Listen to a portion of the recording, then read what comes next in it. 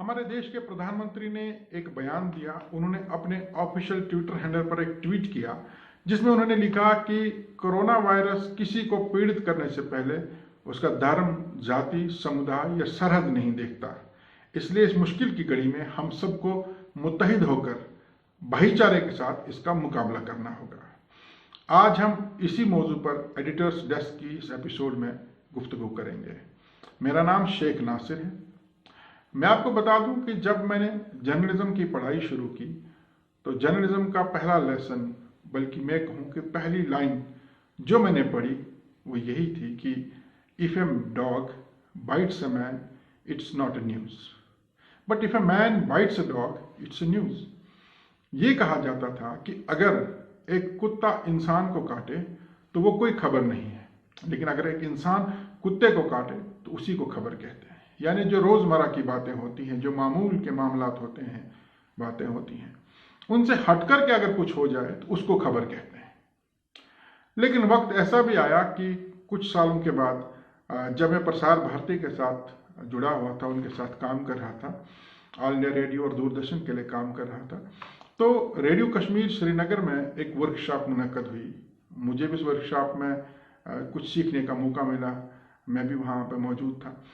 7 दिन के इस वर्कशॉप के दौरान काफ़ी बड़े बड़े जर्नलिस्ट हमारी स्टेट के और स्टेट के बाहर भी वहाँ आए, जिन्होंने हमें सहाफ़त के मुख्तलिफ पहलुओं के बारे में बाखबर किया। एक सीनियर सहाफ़ी ने कहा कि gone are the days when it was being said कि if a man bites a dog it's a news. अब वो दिन नहीं रहे कि हम इस बात को खबर मान के चलें कि अगर इंसान कुत्ते को काटे तो वो खबर है, बल्कि अब ये जो पुराने मामला हुआ करते थे, अब वही खबरें बन चुके हैं। यानी आज के दौर में अगर इंसान कुत्ते को काटे तो ये मामूली बात है, ये आम सी बात है, लेकिन अगर आज का कुत्ता इंसान को काटे तो उसे खबर कहते हैं। तो दोस्तों, जो एक ज़माने में खबर हुआ करती थी, आज वो मामूल की बातें हैं, और जो किसी ज़माने में मामूल की बात हुआ करती थी, आज वही खबर है।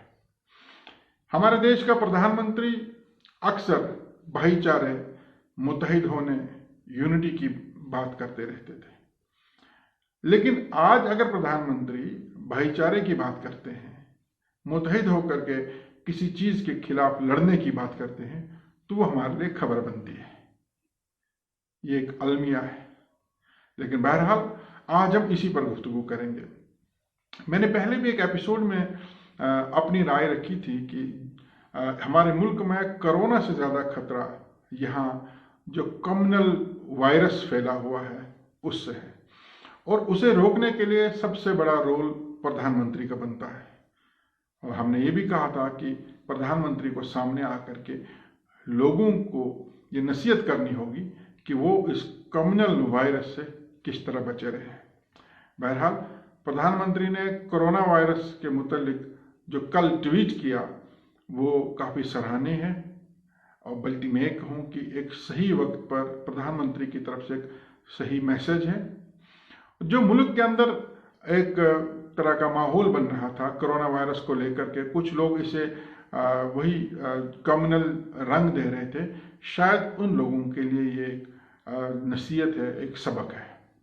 लेकिन सवाल यहाँ ये पैदा होता है कि जहाँ से ये आग, जहाँ से नफरत की आग शुरू होती है, आखिर उन्हें कौन रोकेगा?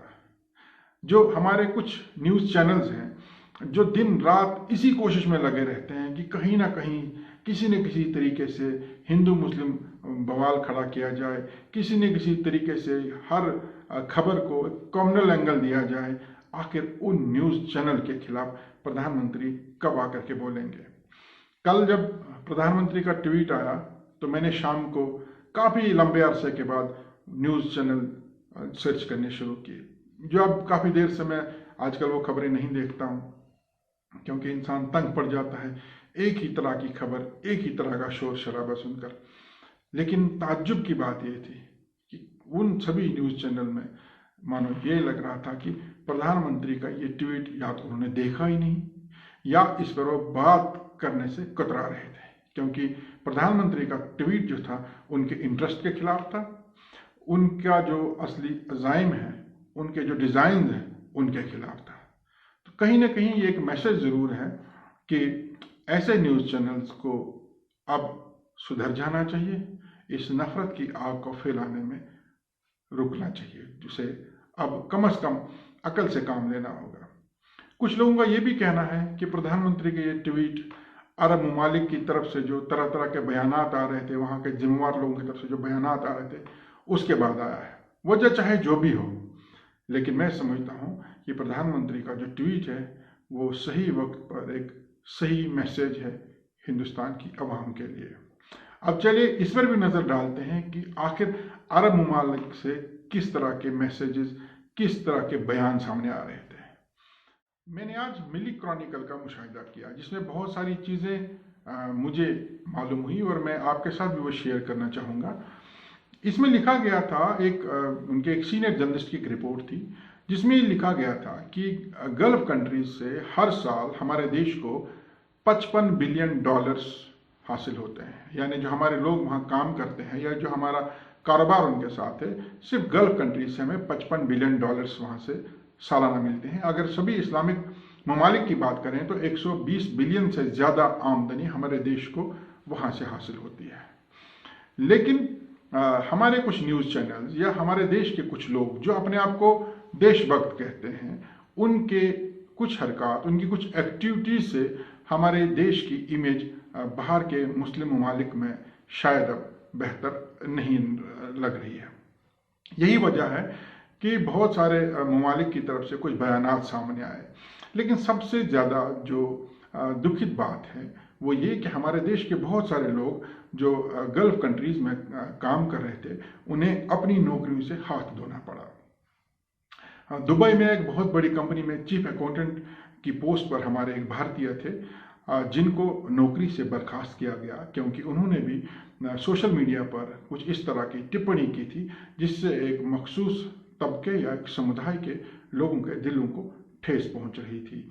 हमारे न्यूज़ चैनल जब वो जहर हमारी सोसाइटी में फैलाते हैं तो कहीं ना कहीं हमारे देश के कुछ लोग उसे फिर सोशल मीडिया पर अपने ख्यालात की शक्ल में सामने लाते हैं।